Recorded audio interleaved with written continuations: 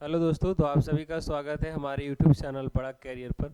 तो आज हम लोग पढ़ेंगे क्लास 10th का इलेक्ट्रिक करंट, जो हमारा चैप्टर है विद्युत धारा, वो पढ़ेंगे। हम लोग इस वीडियो को क्रैश कोर्स के बेस पर बना रहे हैं, यानी जो भी इम्पोर्टेंट चीज़ें हैं उसी को पढ़ाया जाएगा। डीप में भी हम लोग जाएंगे जहाँ ज़रूरत पड़ेगा वहाँ।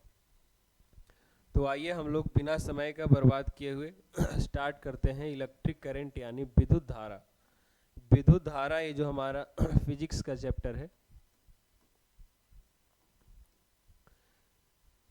प्रकाश के परावर्तन अपवर्तन, मानव नेत्र, रंग बिरंगा संसार, और हमारा विद्युत धारा, फिर है विद्युत धारा के चुंबकीय प्रभाव और ऊर्जा के स्रोत। यही 5 हमारे फिजिक्स में है, लेकिन हम समझते हैं इम्पोर्टेंट्स जो है उसी को पहले स्टार्ट कर रहे हैं, इसलिए हम लोग आज पढ़ेंगे इलेक्ट्रिक करंट।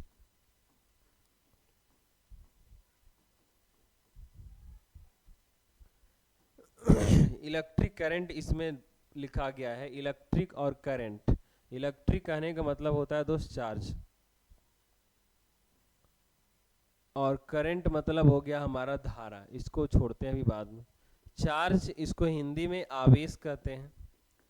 तो इस चैप्टर को समझना है तो आपको सबसे पहले समझना होगा आवेश को कि इलेक्ट्रिक करंट विद्युत धारा, चार्ज जब धारा के जैसा बहने लगे, लगातार एक जगह से दूसरा जगह जाने लगे, तो उसी को हम लोग विद्युत धारा कहते हैं। लेकिन ये सब छोड़िए, पहले आप चार्ज बताइए कि चार्ज क्या होता है, यानी आवेश क्या होता है, आवेश कैसे उत्पन्न होता है, इसको समझना है, और तब हम बात करेंगे करंट के बारे में। तो आइए हम लोग बात करते हैं चार्ज के बारे में कि चार्ज आखिर क्या है। तो चार्ज को हम लोग हिंदी में आवेश कहते हैं, और आवेश कैसे उत्पन्न होता है ये समझना है। चार्ज जो हमारा है वो किसी वस्तु का वह गुण है जिसके द्वारा वो किसी दूसरे वस्तु की ओर आकर्षित होता है, या फिर दूसरे वस्तु से विकर्षित होता है, दूर जाता है, अट्रैक्शन होता है, या फिर रिपेल होता है। लेकिन ये चार्ज आया कैसे? तो सबसे पहले हम लोग कोई ले लेते हैं एक एलिमेंट, जैसे सोडियम ले लेते हैं। इस सोडियम पर आप देखिए कि कोई चार्ज नहीं है, मतलब जीरो है। जब हम देखते हैं कि कोई उदासीन परमाणु है, तो उसमें जितना प्रोटॉन की संख्या है उतना ही इलेक्ट्रॉन की संख्या होता है, और उतना ही उसका एटॉमिक नंबर होता है। और आप सभी लोग जानते होंगे कि सोडियम का एटॉमिक नंबर 11 होता है। तो सोडियम का अगर एटॉमिक नंबर 11 है, अगर सोडियम पर कोई चार्ज नहीं है, तो जो हमारा प्रोटॉन होगा वही हमारा इलेक्ट्रॉन हो जाएगा। हम जानते हैं सभी कि इलेक्ट्रॉन पर प्रोटॉन पर पॉजिटिव चार्ज होता है और इलेक्ट्रॉन पर नेगेटिव चार्ज होता है। तो जितना हमारे पास प्लस चार्ज है उतना ही हमारे पास माइनस चार्ज है, और ये इसके कारण इस पर नेट चार्ज क्या हो गया? जीरो। तो इस पर कोई चार्ज नहीं है। अब हम क्या करते हैं, इससे एक इलेक्ट्रॉन को निकाल लेते हैं बाहर, एक इलेक्ट्रॉन इससे निकाल लेते हैं। तो सोडियम जो हमारा है, इस सोडियम के पास जो प्रोटॉन है वो प्रोटॉन हमारा उतना ही रहेगा, प्रोटॉन में कोई चेंजेबल नहीं होगा, प्रोटॉन 11 ही है। लेकिन एक इलेक्ट्रॉन निकाल लिए हैं, इससे पहले इसमें 11 इलेक्ट्रॉन था लेकिन एक निकल गया है, तो इलेक्ट्रॉन हमारे पास हो गया है 10, और इस पर नेगेटिव चार्ज है और प्रोटॉन पर पॉजिटिव चार्ज है। तो यहाँ जो देख रहे हैं डिफरेंस +1 का आ रहा है। तो इसका मतलब हम ये समझे कि ये जो हमारा सोडियम है, जब हम एक इलेक्ट्रॉन निकाल लिए तो इस पर एक यूनिट यानी एक कूलम इस पर पॉजिटिव चार्ज आ गया। यानी हम लोग यहाँ कह सकते हैं कि loss of electron will create positive charge, यानी इलेक्ट्रॉन के निकालने से, इलेक्ट्रॉन के निकालने से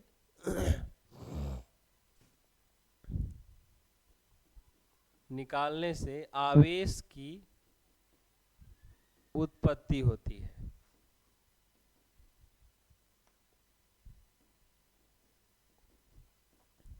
आवेश की उत्पत्ति होती है। ये हमारा एक पॉइंट बन गया यहाँ पे कि अगर हम इलेक्ट्रॉन को निकालते हैं या किसी वस्तु के द्वारा इलेक्ट्रॉन त्याग किया जाता है, तब उस पर चार्ज आ रहा है। ये तो पहला हुआ। और आगे हम बढ़ते हैं, इसमें एक एग्जाम्पल लेते हैं क्लोरीन का। एटॉमिक नंबर इसका 17 होता है दोस्त। तो अगर इसका 17 हो गया मतलब प्रोटॉन इसमें +11 है, सॉरी प्रोटॉन इसका कितना होगा 17 होगा। एटॉमिक नंबर तो आप जान ही रहे हैं कि 17 ही। इलेक्ट्रॉन भी इसका कितना होगा 17। अब प्लस अब माइनस दोनों की संख्या बराबर हो गया है। जब दोनों की संख्या बराबर है इसका मतलब नेट चार्ज इस पर क्या हो गया 0। तो इस क्लोरीन पे कोई भी चार्ज नहीं है। अब हम क्या करते हैं कि इस क्लोरीन को एक इलेक्ट्रॉन दे देते हैं, ऐड करते हैं इसमें कि तुम एक इलेक्ट्रॉन ले लो। जब एक इलेक्ट्रॉन इसको देंगे क्लोरीन के बाबू, तो क्लोरीन जो हमारा, अब क्लोरीन जो है ये एटॉमिक नंबर इसका तो 17 ही रहने वाला है, प्रोटॉन भी 17 ही रहेगा।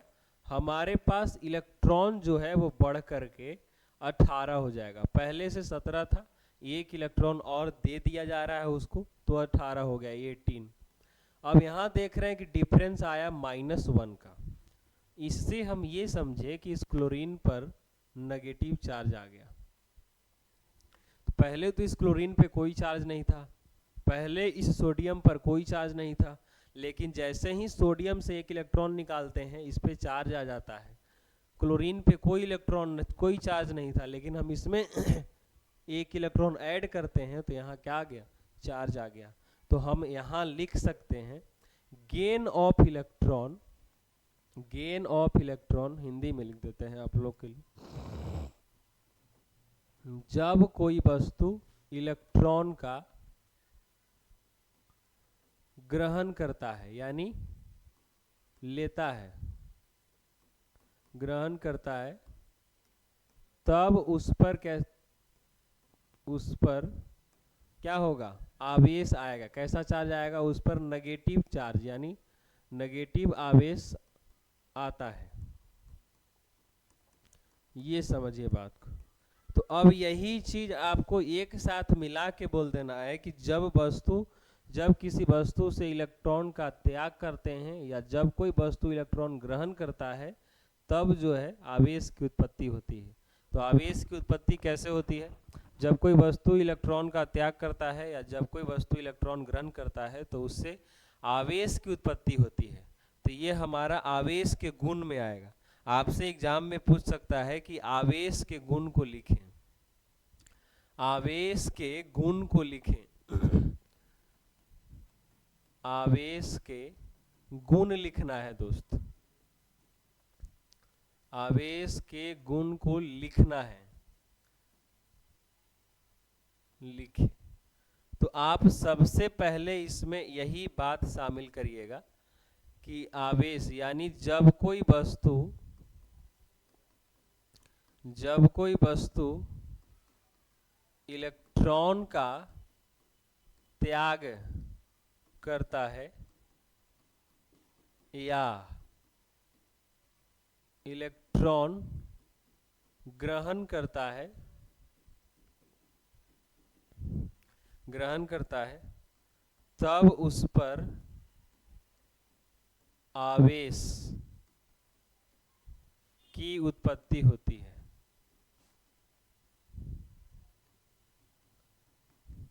तब उस पर आवेश की उत्पत्ति होती है। दूसरा आप लिख दीजिएगा कि आवेश दो प्रकार के होते हैं, आवेश दो प्रकार के होते हैं। पहला हमारा हो जाएगा दोस्त, क्या हो जाएगा पहला, पॉजिटिव चार्ज, यानी इसको कहेंगे धनात्मक आवेश,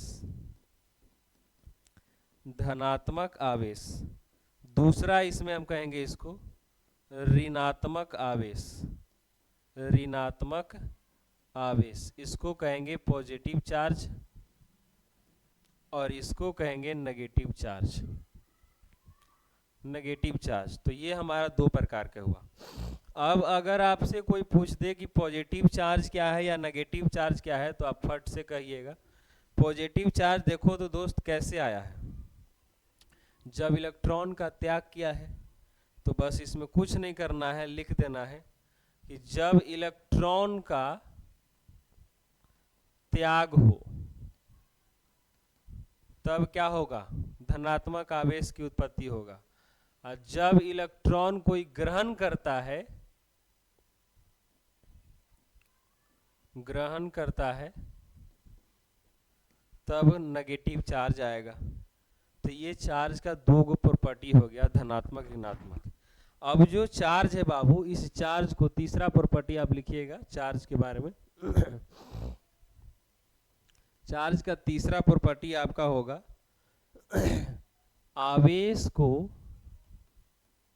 आवेश को कैपिटल क्यू या स्मॉल क्यू से सूचित करते हैं।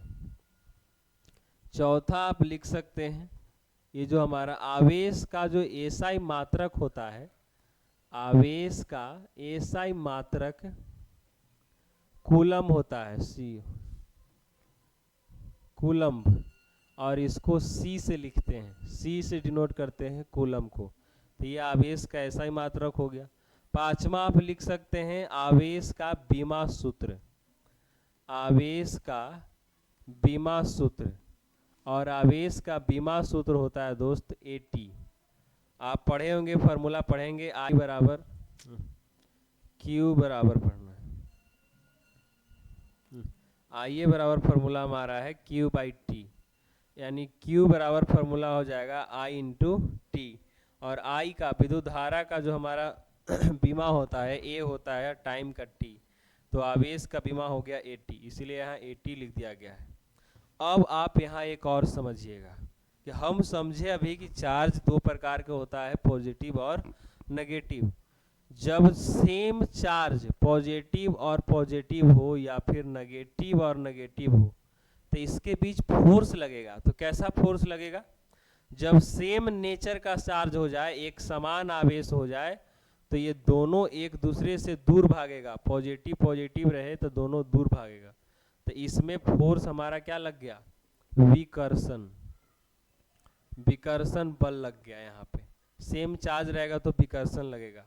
यहाँ भी नेगेटिव नेगेटिव है तो यहाँ भी फोर्स जो लगेगा वो क्या होगा? विकर्षण, प्रतिकर्षण जिसको कह सकते हैं आप, लगेगा। लेकिन दोस्त जब चार्ज अपोजिट हो जाए, प्लस हो जाए या माइनस हो जाए, तब यहाँ जो लगेगा आकर्षण होगा, आकर्षण बल लगेगा। यहाँ भी सेम चार्ज है तो ये दोनों में क्या लगेगा? आकर्षण ही लगेगा। तो ये बात ध्यान में रखना है, यही प्रॉपर्टी है। अब आपसे पूछ देगा कि समान आवेश के बीच कैसा बल लगता है? विकर्षण, एक दूसरे से दूर भागेगा। और समान आवेश के बीच कैसा बल लगता है? तो आकर्षण, एक दूसरे की ओर अट्रैक्ट होगा, आएगा एक दूसरे के पास। तो यही बात आपको समझना है और इस बात को ही आप भाषा के द्वारा लिख दीजिए। फिजिक्स समझने का चीज़ है, जितना ज़्यादा आप समझेंगे उतना आपके लिए अच्छा होगा। तो यहाँ लिख देंगे समान आवेश के बीच विकर्षण बल लगता है।